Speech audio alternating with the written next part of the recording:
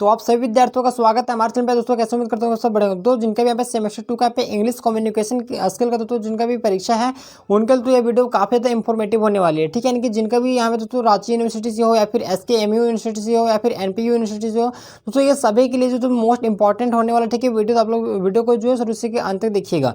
देखिए ये आपका जो है वो इंग्लिश पेपर है। ठीक है, यानी कि इंग्लिश कम्युनिकेशन स्किल का है, लैंग्वेज एंड कम्युनिकेशन स्किल। ठीक है, आपका जो CC4 का पेपर है दोस्तों, आपको पता होगा कि ये जो प्रश्न जो ऑब्जेक्टिव मतलब कि आपका जो परीक्षा में क्वेश्चन आने वाला। ठीक है, तो देखिए यहाँ पे मैं जो आपके लिए जो है वो मोस्ट इंपॉर्टेंट प्रश्न जो आपका ऑब्जेक्टिव यानी कि जो आपका लैंग्वेज एंड कम्युनिकेशन स्किल का जो मोस्ट इंपॉर्टेंट प्रश्न है मैं आपके सामने यहाँ पे लेके आया हूँ। तो आप इस वीडियो को शुरू से अंत तक देखिए। ठीक है, बहुत ज़्यादा इंपॉर्टेंट प्रश्न है।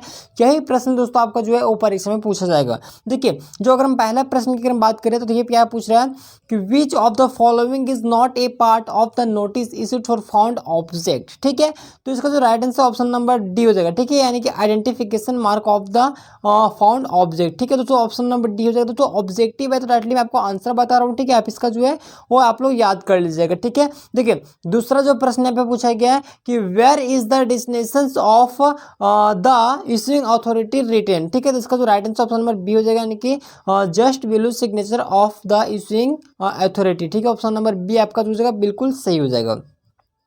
अगला प्रश्न देख पाएंगे what is the word limit of notice. ठीक है, बेसिकली नोटिस के बारे में ये जो पूछा जा रहा है तो 50 वर्ड यानी कि जो मतलब जो नोटिस हम लिखते हैं वो बेसिकली 50 वर्ड्स का ही जो है लिखा जाता है। ठीक है, 50 वर्ड्स का। अगला प्रश्न है यहाँ पे द खालिस्तान दिया गया। ठीक है, तो the Khalistan of the notice should be very clear. इसमें क्या होगा, पर्पस होगा, डेट होगा, प्लेस होगा, नन होगा। तो पर्पस, ठीक है, किसी भी नोटिस अगर आप लिख रहे हैं तो उसका जो पर्पस है, ठीक है, किस उद्देश्य के लिए जो लिखा जा रहा है तो वो आपको बेसिकली बहुत क्लियर करके जो आपको बताना पड़ेगा। ठीक है, इसका right answer option number A हो जाएगा, क्लियर मतलब कि पर्पस हो जाएगा। अगला देखेंगे कि ए नोटिस मस्ट कंटेंट। ठीक है, खालिस्तान इंफॉर्मेशन तो क्या है, मीटिंग इन्फॉर्मेंट मतलब कि इंफॉर्मेशनल, फैक्चुअली या फिर नॉन रिलेवेंट। तो ये जो हो जाएगा ऑप्शन नंबर सी हो जाएगा। ठीक है, यानी कि फैक्चुअल हो जाएगा। ठीक है, ऑप्शन नंबर सी फैक्चुअल। अगला प्रश्न देख पा रहे हैं यहाँ पे, देखिए information about the reward is mentioned in. ठीक है, तो इसका जो हो जाएगा नोटिस इज द मतलब कि notice for the object lost. ठीक है, ऑप्शन नंबर सी आपको बिल्कुल सही हो जाएगा। अगला प्रश्न देख पा रहे हैं यहाँ पे कि which of the following is optional is notice. ठीक है, यानी कि इनमें से जो है कौन सा मतलब कि नोटिस का एक ऑप्शनल पार्ट है, तो ये आपका ऑप्शन नंबर सी हो जाएगा। ठीक है, यानी कि destination of the using authority. ठीक है, ऑप्शन नंबर सी आपका बिल्कुल सही हो जाएगा।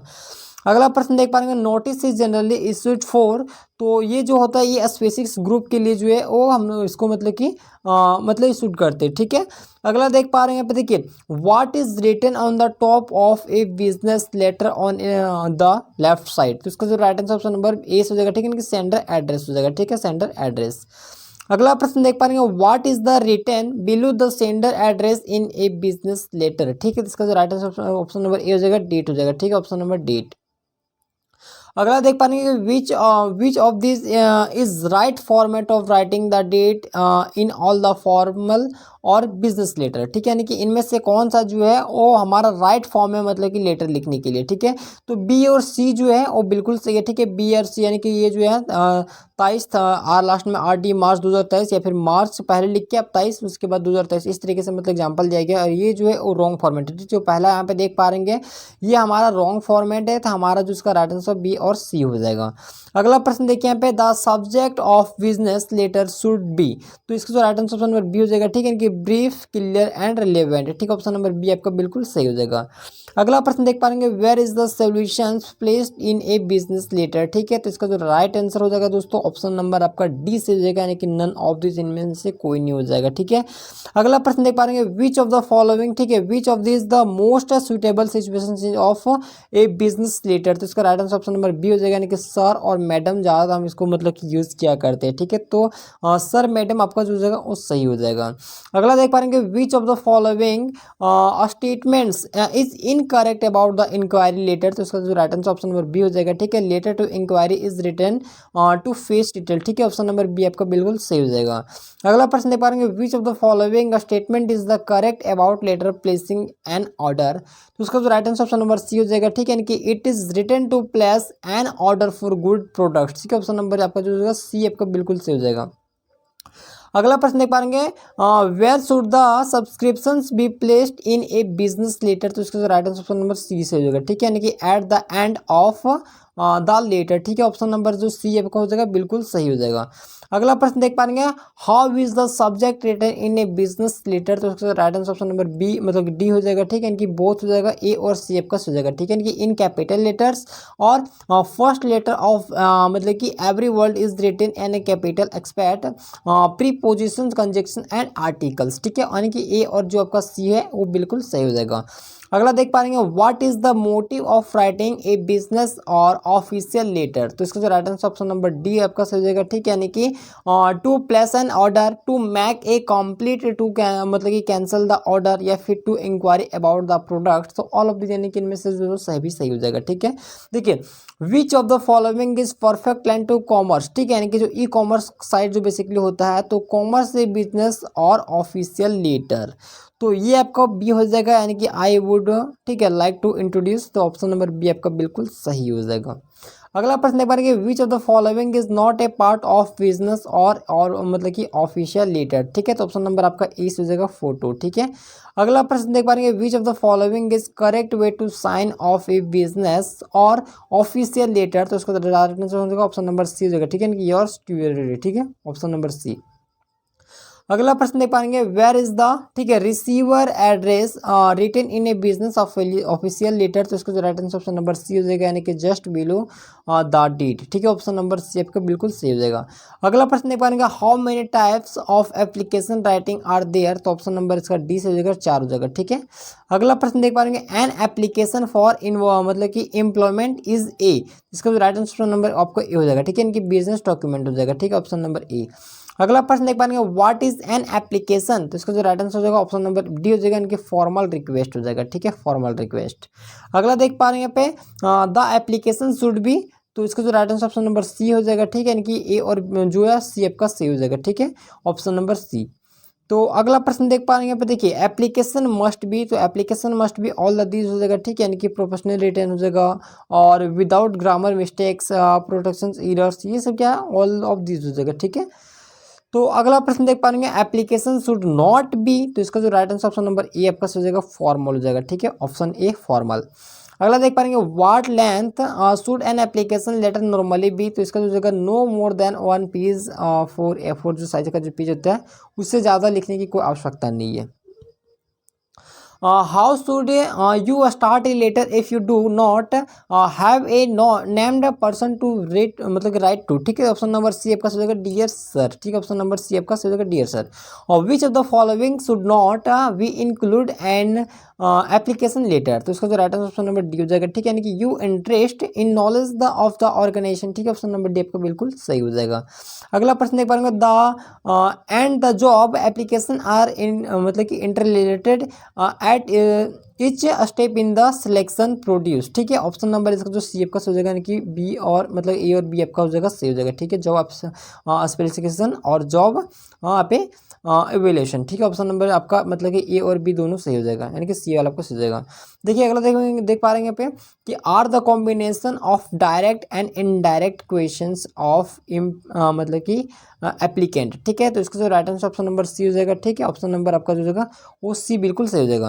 अगला देख पाएंगे, do not right in application, तो इसका जो ऑप्शन नंबर ए आपका हो जाएगा, ठीक है, यानी कि लेंथी पैसेज, ठीक है, लेंथी पैसेज। अगला प्रश्न देखिए यहाँ पे, when should you send a covering letter, ठीक है, कवरिंग लेटर, तो इसका जो right answer option number A हो जाएगा, ठीक है। यानी कि ever time you send you मतलब your CV and a employer, ठीक है, ऑप्शन नंबर ए आपका बिल्कुल सही हो जाएगा। अगला देख पा रहे हैं कि if you begin a letter with dear sir you should end it with, तो इसका जो right answer option number C हो जाएगा, यानी कि योर फैथफुली, ठीक है, योर फैथफुली आपका बिल्कुल सही हो जाएगा। अगला प्रश्न देखिए यहाँ पे कि if you begin a letter with dear या फिर mister Hoff you should end the with your sincerely, तो इसका जो right answer option number A हो जाएगा, यानी कि योर सिंसियरली हो जाएगा, ठीक है, ऑप्शन नंबर ए आपका बिल्कुल सही हो जाएगा। अगला देख लिया यहाँ पे कि which of the following should not feature in the fine paragraph of an application letter, तो ऑप्शन नंबर डी आपका हो जाएगा, यानी कि why you are applying of the positions, ठीक है, ऑप्शन नंबर डी आपका बिल्कुल सही हो जाएगा। अगला देख पा रहे हैं यहाँ पे कि in tuned sections you should tell the employer, तो इसका जो राइट आंसर हो जाएगा ऑप्शन नंबर इसका जो आपका मतलब कि सी आपका हो जाएगा, ठीक है। ए और बी आपका जो हो जाएगा मतलब कि सही हो जाएगा, ठीक है। अगला देखिए यहाँ पे कि in order to have the declared effect on the देखिए recipient what should a formal letter. तो इसका जो राइट आंसर होगा ऑप्शन नंबर डी हो जाएगा, यानी कि ऑल ऑफ दीज हो जाएगा। ठीक है, ऑल ऑफ द एबो आपका सही हो जाएगा।